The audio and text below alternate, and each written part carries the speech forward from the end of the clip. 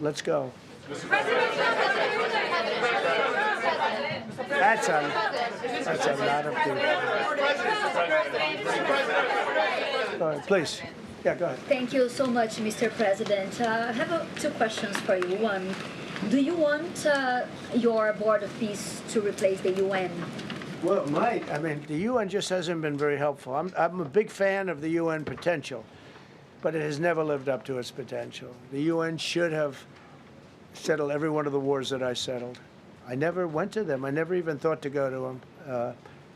They should be able to settle those wars. They don't. I believe you got to let the UN continue because the potential is so great.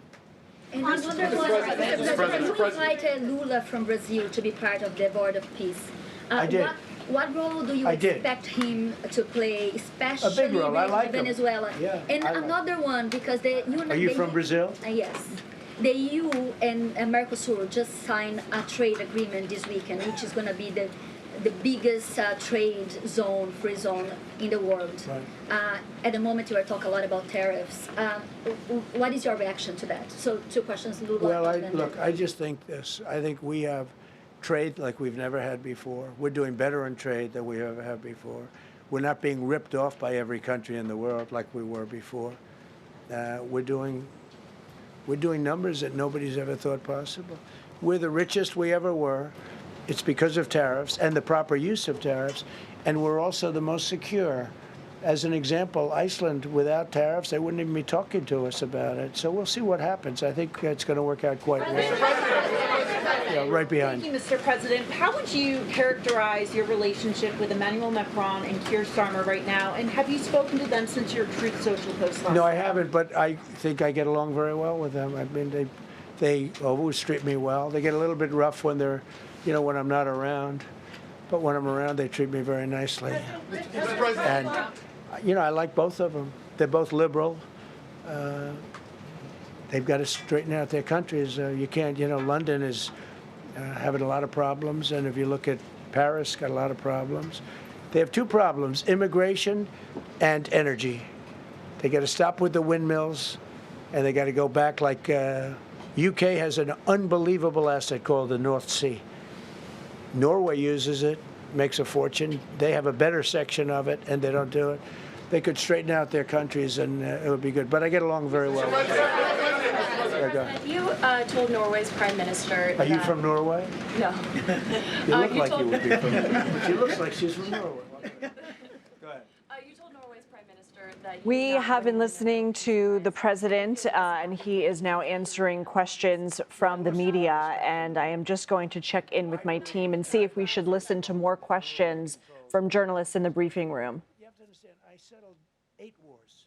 I've had All right, let's go ahead and go now to CBS News White House reporter Aaron Navarro, who has been listening to the president along with us. The president has been reading from some prepared remarks of the administration's perceived accomplishments. The president also doing a typical airing of grievances, but in terms of accomplishments, he was talking about the immigration push in Minneapolis and trying to essentially defend their Operation Metro Surge there. The president also talking about inflation and economics, and also saying that it looks like they're going to be stopping drugs coming on land after their operation to stop drug boats in the Caribbean and the Pacific.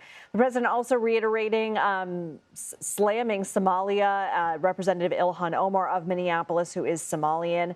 The president reiterating that he has solved 8 different wars and should have gotten the Nobel Prize for each war. And then finally saying that Jack Smith was a sick son of a bleep, and also attacking Letitia James, Alvin Bragg, and Fonnie Willis. Aaron, what were your takeaways? We kind of take through the summaries there. I think what was notable, especially as you mentioned, he was talking about Minnesota and their arrests of alleged criminal migrants there. You saw President Trump at the beginning of this long appearance in the press briefing room kind of show printed out images, mugshots of those that ICE immigration officials have arrested. They have, he went on to claim that over 10,000 of them have been arrested in Minnesota alone, which I thought was notable. But also, while talking about the shooting of Renee Nicole Good, President Trump said ICE is going to make a mistake sometimes, and kind of seemed a bit reflective of that shooting, claiming that her father was a Trump fan, still hopes he is, but repeating that it's a tragedy while also saying, quote, "It just happens." I thought that was really notable from him. On foreign policy, he seemed to suggest that Venezuelan opposition leader Maria Corina Machado could be involved in Venezuela leadership going forward. That has been something that President Trump has been a bit skeptical of in terms of her support within the country. But President Trump earlier in his appearance said, quote, "I'd love to be able to do that." I thought that was notable and a bit of a different opinion that we've heard from President Trump when it comes to Machado. There's obviously a ton of news as the president heads to Davos, Switzerland for the World Economic Forum. Chief among them is his relationship with European allies over his desire to take over Greenland. And as such, the president has been airing text messages that he has been having, for example, French President Emmanuel Macron, also from UN Secretary General Mark Rutte. Set the stage for us. What a remarkable moment this is. Yeah, I'm very curious to see what his answers are to reporters as the question bit of this, appearance just began. But this topic of Greenland and the president's aggressive actions to potentially tariff European countries for putting more military forces on Greenland, it really looms over his trip to Davos. You've seen many European leaders take different approaches, but overall say that they disagree with the president's claim that the U.S. needs Greenland. They have pointed to their own deployment of military forces to Greenland. Danish officials have pointed to a $6.4 billion budget for defense that they approved last year when it comes to Greenland. And as you mentioned, those text messages, which is really remarkable that President Trump posted those online. You saw the NATO Secretary General Mark Rutte kind of praise President Trump's actions in the Middle East while also saying he is committed to finding a way forward on Greenland.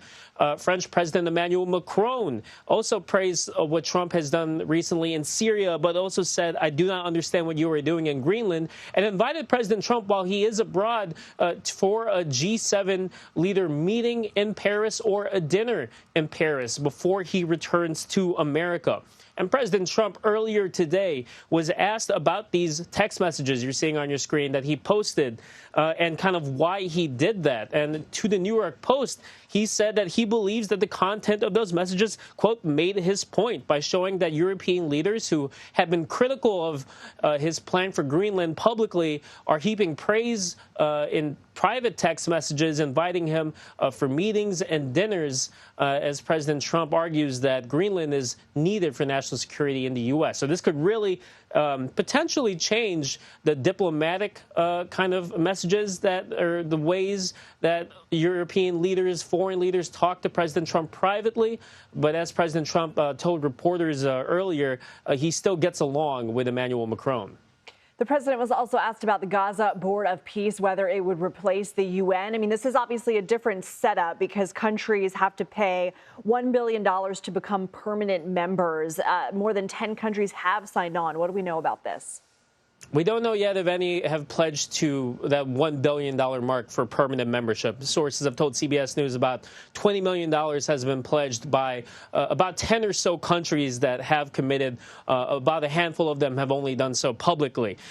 We also know, and President Trump confirmed this to reporters last night, that Russian President Vladimir Putin was invited to join this board. The president has not clarified why he was invited to join this Board of Peace for Gaza, and it kind of runs counter to the president's argument the U.S. needs Greenland for national security, especially if they're considering Russia as a big threat. I would also note that France has seemed to signal that they will reject this invite, and President Trump yesterday threatened a 200% tariff on French wine and champagne in response. So while the president and the White House did send these invites to countries this last Friday, it shows that if they decide not to, there could be more economic consequences that President Trump will threaten. Aaron Navarro, thank you.